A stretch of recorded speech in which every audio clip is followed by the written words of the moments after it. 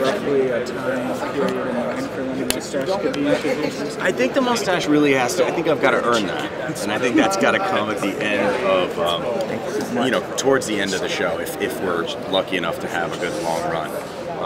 Right now, he's just a rookie detective, so I think he's got a good long ways. And to be honest with you, I don't think the mustache on a gentleman of my age, the mustache alone, is a great look right now. So I can do it. I can grow it. I think we'll earn that later in the run. It's like a really funny thing. Like, you know, you were Batman in Batman Year One. Now you're Jim Gordon in Year One. So it's like, do you talk to yourself? Between yourself as Batman I and talk Jim to myself, but not in those characters. Yeah. It is. It's funny, man. It's a small world, you know. Did this. Bryan Cranston was Gordon. Then I played Gordon on Gotham, and Bryan. I know, right? Bryan won the Tony in a play that my uncle wrote on Broadway just now. My uncle wrote All the Way that Bryan just won the Tony for. So it's just funny. Like, it's, you know, none of it's planned. It just all happened. You know, I've worked for Warner Brothers for my whole career, so Warner Brothers obviously works with DC, so maybe that had something to do with it. But it's really helped me, I think, to refamiliarize myself with the whole mythology and the comics and all of it as an adult. To have done Year One and to read Year One again as an adult and understand it on a deeper level. Speaking of which, what comics did you read to go to for, you know, inspiration and research for Gotham? Well, I mean, you know, Gotham Central. There you go. Batman Year One. Obviously, I'd already read that. Jeff Johns also sent me Long Halloween.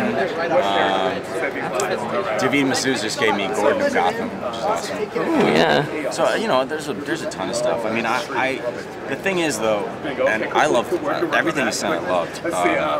But they are all different.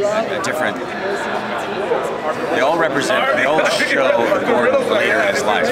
None of them show rookie detective Gordon, or maybe one, but that one is a different version where he's in Chicago. So we're really free to interpret it as we see fit, because there isn't.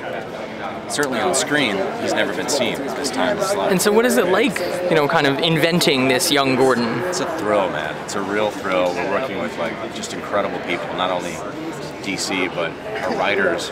And Bruno Heller, our executive producer, is just a mad scientist at play. And so it's really fun to interpret him and to go back to the roots. And in our story, which I think is really smart, what Bruno's done is he's made his morality very specific and rigid, because he's a military veteran, because he's a war hero. He has a real warrior's mentality, and he's going to get into Gotham. He's going to try to clean it up, and then he quickly realizes that he might be in over his head. One of my favorite scenes from the show so far is the montage in the first episode with you and Bullock, where it shows you like going around. Like, what is it like shooting like the action-oriented scenes in that show? Like, is it a lot of fun? Like, how does it work? Yeah, it's a lot of fun, and we're, you know, for a lot of it, we're outside on location in New York. Dan Brown here with Danny Cannon, executive. A lot of we shoot outside. It's really thrilling to, you know, run along rooftops in Dumbo, looking back over in Manhattan, or chase people down alleys. It feels like being a kid again. There you go. I gotta ask, What is it like as Gordon with Bruce Wayne? Because he's been phenomenal so far, also on the show. Like, the interactions in those scenes are just crazy, like between the two of you. Yeah, David Massoud is just a really good actor. He's a really good actor. He listens. He's really smart. And it's funny, whenever you say the name Bruce Wayne in a scene, it has a certain ring to it. It's really fun. Danny was talking earlier about Jim Gordon and Harvey Dickinson this season, and Daly, could you talk a little bit about how that's going to develop, considering? but you do branch out a little bit. Yeah. I mean, they definitely. It's kind of hard to condense it into one soundbite, but they, you know, they're learning from each other. whether they want to or not, begrudgingly learning from each other. But yeah, you're right. I mean, Jim is learning that the morally correct decision is not always the right decision. Letting Oswald live is going to come back to him in tomorrow's episode to bite him in the ass. And effectively, Jim is morally responsible for the creation of a supervillain in Penguin. And then, of course, he's got to hide the secret that he didn't kill Penguin from Bullet. Eventually, that can't last.